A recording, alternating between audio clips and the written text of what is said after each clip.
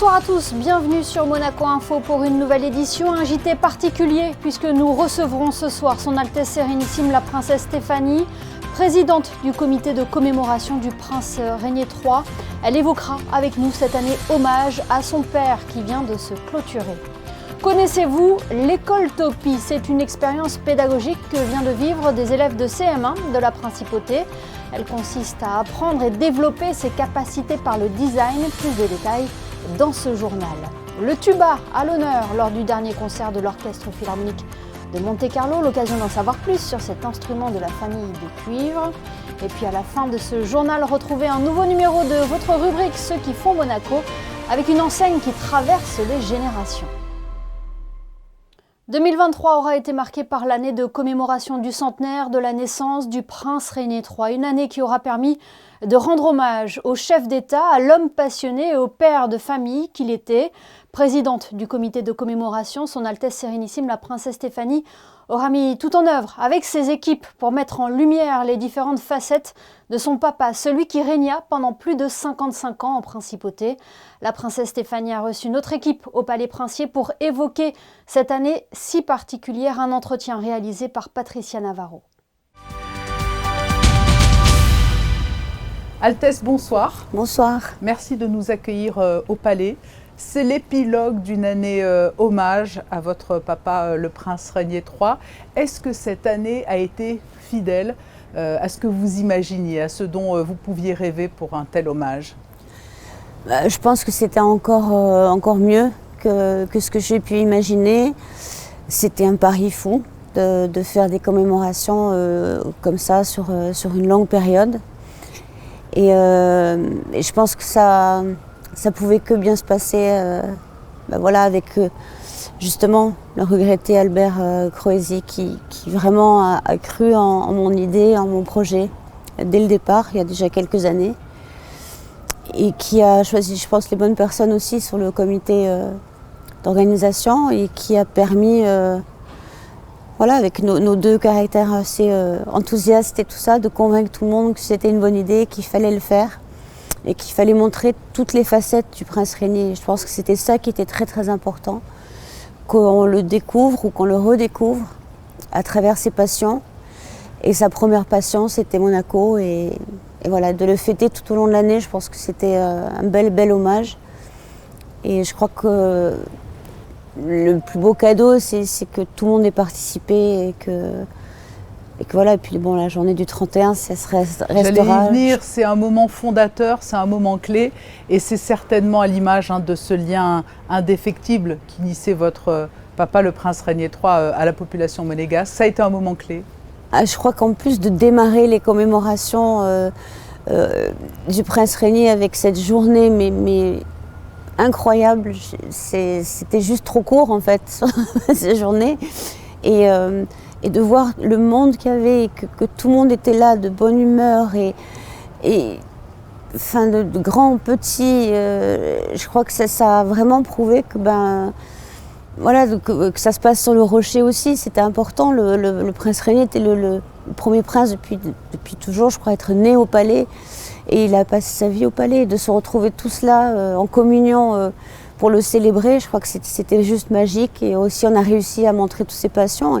Et mon père adorait ces moments avec les Monégasques, et là, les résidents aussi adoraient ces moments de convivialité, parce qu'à chaque fois qu'un événement, il réunissait tout le monde. Et c'était vraiment son image. Et je crois que le reste des commémorations ne pouvait que bien se passer après une journée comme ça.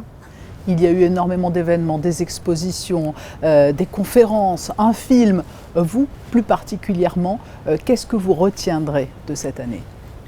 Je crois que je vais me répéter, mais je crois que la journée du 31 mai, c'était juste magique. Il était là avec nous et c'était incroyable. J'ai encore des étoiles dans les yeux, rien que d'y penser. Et ensuite, je crois que tous les événements, le film Le Prince par lui-même, j'ai voulu ce film qu'on l'entende surtout un maximum sa voix. Et qu'il parle on le découvre aussi, l'homme plus officiel, mais aussi proche des Monégasques. Tout ce qu'il a fait, c'est toujours pour les Monégasques. Je crois que chaque exposition a vraiment montré le prince d'une autre manière. Il n'y a pas eu de doublons ni de choses. Et tous les autres événements satellites, je veux dire, la pièce de théâtre dans laquelle il avait joué, c'était un moment incroyable aussi. Enfin, je veux dire, tout ce qui s'est passé, s'est super bien passé et a été un succès. Donc voilà, je peux qu'être très heureuse, très fière d'avoir pu faire ça pour lui et remercier toute la population monégasque qui a joué le jeu et qui a redécouvert le prince et qui a... Voilà, c'est juste triste, c'est qu'on ne va plus voir les drapeaux maintenant, mais voilà. Il y a désormais, à l'issue de cette année, une avenue Prince Régnier III à Peille. Il y a un lycée Régnier III à Monaco. C'est important à vos yeux que son nom soit toujours associé à notre quotidien à Monaco et alentour. Oui, et en plus, le lycée Régnier III, c'était son désir, son projet d'avoir ce lycée professionnel. Et donc, ça me paraissait logique de l'appeler le lycée Régnier III. On a le lycée Albert Ier, le collège Charles III, donc voilà, Régnier III. Et aussi, peut-être que c'est un point stratégique de Monaco où il y avait l'ancienne gare. Et c'est lui, le projet de mettre la gare souterraine, c'est ce qui a sauvé, je pense, Monaco et tout ce qu'on a pu construire sur la place Gagné. Et donc, oui, je crois que c'est important de se souvenir de lui, que le Monaco d'aujourd'hui, on lui doit tout. Alors moi j'ai le souvenir, lors de la présentation officielle de cette année, votre frère, le prince Albert II, vous a présenté comme une présidente très impliquée, très active. Pourquoi s'arrêter en si bon chemin? Est-ce que vous auriez déjà d'autres idées d'hommage à rendre à votre maman, à vos parents? Pour l'instant, non. Mais c'est vrai que j'ai peut-être pris ce trait de caractère de mon papa. Quand je m'investis dans un projet, je vais jusqu'au bout et je fais du mieux que je peux. Je donne tout pour que ça réussisse et que ça soit un succès. Ce qui n'est pas toujours évident, mais j'essaye. Et c'est comme lui, il lâchait rien, et moi non plus. Et je sais qu'il y a beaucoup de Monégasques et de résidents qui me disent quand est-ce que quand est-ce que vous refaites une fête sur le Rocher? Mais peut-être pas de suite, parce que c'est quand même énormément d'organisation. Et encore une fois, tout ça n'aurait pas été possible sans Albert. Oui, voilà, j'aurais aimé que l'on conclue effectivement cet entretien avec une pensée pour Albert Croisi, qui a été l'un des artisans de cette réussite et qui vous a soutenu dans ce projet. Sans Albert, jamais j'aurais pu me lancer dans une telle aventure. Et c'est vrai qu'il nous a quittés trop tôt dans ces commémorations. Il a vécu la journée du 31 et il a vu tout le monde heureux et donc il est parti heureux, mais il nous a laissé nous, ça n'a pas été facile. Justement de continuer ces commémorations sans lui.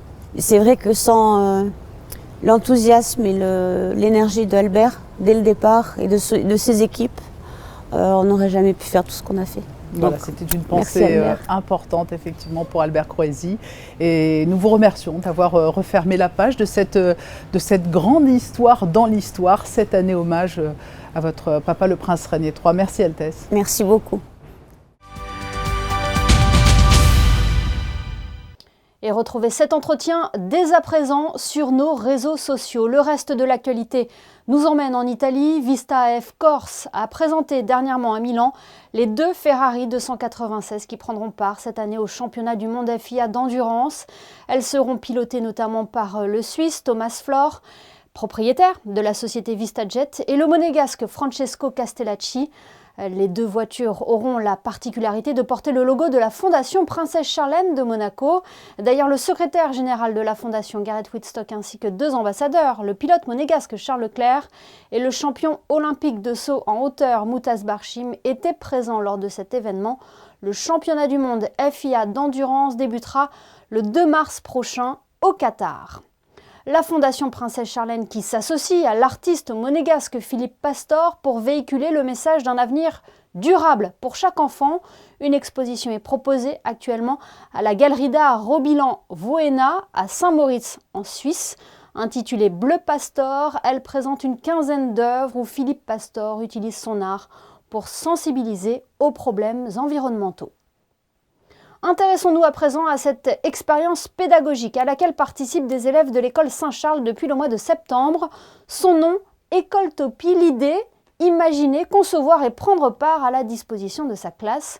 Aujourd'hui, l'heure est au bilan en présence des partenaires, le nouveau musée national de Monaco, la direction de l'éducation nationale de la jeunesse et des sports et la fondation Prince Albert II. Vous allez le voir, les retours sont plus que positifs. Le reportage d'Alban Gingembre et Jean-Alexandre Dordet. Fini le mobilier scolaire traditionnel, place aux coussins et aux chaises rebondissantes. Dans cette classe de CM1, les élèves ont pu fabriquer leur environnement de travail. Pour James, la disposition en U est parfaite pour la classe. On a pu avoir la vue sur le tableau juste derrière et pouvoir donc regarder sans être gêné à cause des autres ou même des mobiliers. On est libre de faire à peu près ce qu'on veut sur ce mobilier, on s'y sent bien. S'y sentir bien et améliorer la concentration en classe, c'est là tout l'objectif du projet Écoletopie. Pour cela, le design est mûrement réfléchi. On s'est intéressé à la position assise, on s'est intéressé à éviter les problèmes liés aux chaises traditionnelles sur lesquelles on est assis de manière très sédentaire et où on ne peut pas bouger. Et donc on a conçu des assises rebondissantes pour que les enfants puissent ressentir aussi une certaine liberté dans leur expression par les gestes et que ça puisse devenir à l'intérieur de la classe une manière, non pas de s'agiter, mais au contraire d'avoir une saine émulation à l'intérieur du groupe. Bilan après plusieurs mois d'expérimentation, la plus-value pédagogique est notable sur l'ensemble des disciplines. L'environnement favorise en fait des pédagogies de type coopératif. Donc c'est vrai que le tutorat, le travail en petits groupes, en atelier surtout, est quotidien. Et quand les enfants ont terminé, ils ont la possibilité d'être toujours en activité sur des activités parallèles. Les enfants, une fois qu'ils ont terminé, peuvent aller s'asseoir sur les coussins. Donc c'est vrai que l'attrait du coussin permet même aux petits lecteurs d'avoir envie de lire et du coup on a de très bons résultats, bien plus que sur un matériel traditionnel. Il est maintenant temps de restituer le mobilier. Par la suite, les élèves pourront tenter de reproduire ce qu'ils ont appris et moduler la classe, toujours dans un esprit de bien-être. Comme des airs de carnaval aujourd'hui, du côté du marché de la Condaminée de Monte-Carlo, la mairie proposait des animations gratuites en ce mercredi, jour des enfants. Échassiers, sculpteurs de ballons, mais aussi ateliers maquillage ont rythmé la sortie d'école, pour le coup très particulière, comme vous pouvez le voir à l'instant à l'image. Musique à présent avec la musique de chambre à l'honneur lors du dernier concert de l'Orchestre Philharmonique de Monte-Carlo. Cette happy hour musicale avait fait le choix de mettre à l'honneur un instrument peu connu, le tuba. Le reportage de José Sacré et Jean-Alexandre Dordet. Natif d'Amiens, dans une région où il y a beaucoup de fanfares et d'harmonie, Florian Vilgozic a découvert le tuba à l'âge de 8 ans. Je me suis tourné vers ça tout simplement parce que quand j'ai vu, c'est gros, ça doit être trop bien. Donc je suis parti là-dessus. Et après, dans mes études, je me suis vraiment orienté là-dedans. Mais c'est vraiment tout petit quand j'ai commencé la musique dans l'école de musique de mon village où j'ai été amené vers ça. Parce que je pense aussi que le professeur de solfège que j'avais, c'était le professeur de tuba aussi.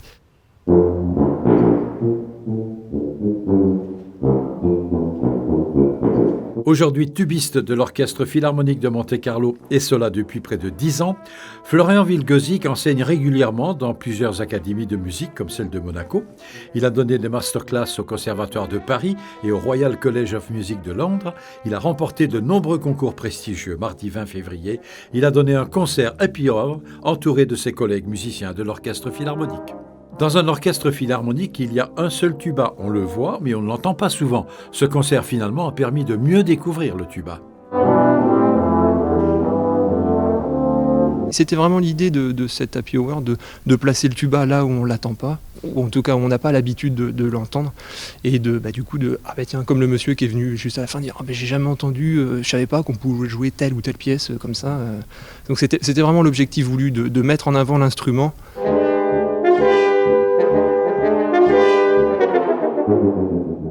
Je pense que le tuba peut vous dire merci. Ça fait quand même beaucoup, mais pourquoi pas, oui. Pourquoi pas, si vous voulez. Et prochain rendez-vous de l'Orchestre Philharmonique de Monte-Carlo le samedi 2 mars avec un concert jeune public et un voyage dans le Grand Nord sous la baguette de Philippe Béran. Cette information À présent, qui peut intéresser les jeunes artistes de la Principauté, la Direction des Affaires culturelles relance sa scène ouverte au Fort Antoine. Musique, danse, théâtre, quelle que soit votre discipline artistique, si vous souhaitez vous produire sur la scène du Fort Antoine, n'hésitez pas à transmettre votre dossier de candidature au plus tard le 20 avril prochain. Retrouvez toutes les modalités en ligne sur le www.gouv.mc. Place à votre rubrique Ceux qui font Monaco, un nouveau numéro qui nous emmène ce soir à l'est de la Principauté, Christine Datomel, chez une enseigne qui traverse le temps. Oui, aujourd'hui on se retrouve au boulevard des Moulins pour parler d'une histoire d'amour, une belle histoire d'amour qui a commencé il y a de nombreuses années en Principauté.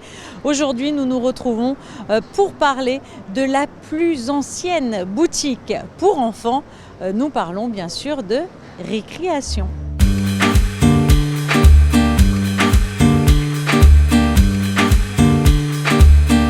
Je suis installée en 1984. Auparavant, j'ai déjà eu une affaire qui s'appelait le Dragon d'Or dans la pâtisserie Salon de thé et traiteur à Monaco. Donc j'ai connu toute une belle ancienne génération de mamans, de grand-mères et tout ça, que je retrouve encore ici. Donc c'est une belle histoire d'amour pour moi. Et là, on a le plaisir de servir tous ces petits-enfants qui naissent, qui grandissent et qui deviennent après des hommes ou des femmes, des jeunes femmes, voilà. Alors vous avez connu probablement des enfants qui sont aujourd'hui papa-maman. Quand ils viennent vous voir, qu'est-ce qu'ils vous racontent? Ils vous parlent de souvenirs d'enfance? Absolument, il y en a qui se rappellent beaucoup de moi, qui me disent, je me rappelle quand j'étais petit, je mangeais l'éclair au chocolat chez vous, ou bien ma maman venait chercher le pain de mie pour faire les toasts au saumon. C'est vrai que certains se rappellent encore de moi. Tout le monde se pose la question, pourquoi le nom récréation? Je viens d'un pays lointain et quand mon papa a ouvert un magasin dans le prêt-à-porter pour hommes, il a donné le nom de mes deux frères et moi-même d'ailleurs, Henri mon frère, Cri moi, Christiane, et c'était Y mon petit frère Jean-Yves. Et quand l'après-midi on avait bien travaillé, on prenait un thé ou un café ou un petit gâteau et on disait on fait la récréation. Voilà, et quand j'ai ouvert la boutique pour enfants, j'ai dit je vais garder ça, c'est mignon, ça parle à tout le monde. Voilà, et c'est comme ça que ça s'appelle Récréation, c'est le nom des 3 enfants de ma famille. Alors, on a de très jolies marques, on a Moncler essentiellement, pour les garçons on a Stone Island, on a Ralph Lauren, et puis d'autres petites marques qui sont très jolies, Bugatti par exemple, pour les enfants qui aiment les voitures. Ensuite, on a pour les filles pareil, on a une belle marque Mona Lisa, parce que chez eux, ils font beaucoup aussi, style Disney, tout ça, des belles choses, des belles couleurs. Le rose, bien sûr, pour les petites filles, et puis après d'autres couleurs qui vont avec. En plus, nous faisons beaucoup de cérémonies, les costumes, les chemises blanches qui vont avec, les cravates, les nœuds papillons. On fait même des costumes queue de pie pour ceux qui ont des choses exceptionnelles, extraordinaires. Ensuite, on a les maillots de bain, bien sûr, Saint-Barth, qui plaisent beaucoup, avec beaucoup de couleurs. On a même les pyjamas, les underwear, les dessous pour les petits garçons, les petites filles. On a tout, quoi. La personne qui rentre et qui veut acheter, elle a vraiment de quoi acheter. Une histoire d'amour que Récréation a construite avec vous. Alors, pour la poursuivre, rendez-vous tous les jours, sauf le dimanche, de 10h à 19h. Le saviez-vous, ce 21 février coïncide avec la Journée internationale de la langue maternelle. Elle a été déclarée en 1999 par l'UNESCO pour promouvoir la diversité linguistique de plus en plus menacée. On dénombrerait aujourd'hui 7000 langues dans le monde, auxquelles on pourrait ajouter des milliers de dialectes. Certaines résonnent ici, à Monaco, lieu de passage, lieu de tourisme qui attire de nombreuses nationalités. Théo Schumer est allé à votre rencontre pour connaître votre langue maternelle et la mettre en valeur. I'm Romanian. Spanish, Venezuela. Serbian. I'm Irish, so Gaelic. I'm from Ireland. Française. Can you tell us a sentence in your language? Yes. About Monaco. About Monaco. Tá sé an go Holland ar fad. Estamos en un clima divino, delicioso, la hemos pasado súper bien. Este unul dintre cele mai frumoase orașe din lume. Monaco i Monte Carlo su jedno od najlepših mesta na Azornoj obali. An bhfuil cadagom dul amach mar sé a thola? What's the significance? Gaelic. It means, can I use the bathroom, please? Vous pouvez nous dire une petite phrase sur Monaco en français? Merveilleux. On est bien, on se sent bien. Et on se sent surtout en sécurité. Vous voyez, quand on vient de Paris, qu'on vient à Monaco, on se dit là vraiment il y a un changement. Non mais c'était très bien, on se sent un petit peu quand même ailleurs qu'en France, même si, voilà. Et puis que c'est chouette quoi. Et dans n'importe quelle langue, Monaco sait marquer les esprits. Ce journal touche à sa fin. Avant de nous quitter, découvrons ensemble les prévisions météo pour la journée de mercredi. Bonsoir Alban Gingembre. Bonsoir Émilie, bonsoir à tous. Un temps très nuageux demain sur la principauté. Les éclaircies se feront très rares et le vent se lève avec des rafales allant jusqu'à 50 km/h. Les températures varieront entre 11 et 13 degrés et de la pluie est attendue en début de soirée. En ce jeudi 22 février, nous fêterons les Isabelles. Une pensée donc pour toutes les Isabelles. Merci Alban et merci à vous de nous avoir suivis. L'information continue sur nos réseaux sociaux et notre site internet. On se quitte en images avec les photos de Frédéric Nébinger et le carnaval à Monte-Carlo. Excellente soirée à tous et à demain 19h pour un nouveau JT sur Monaco Info.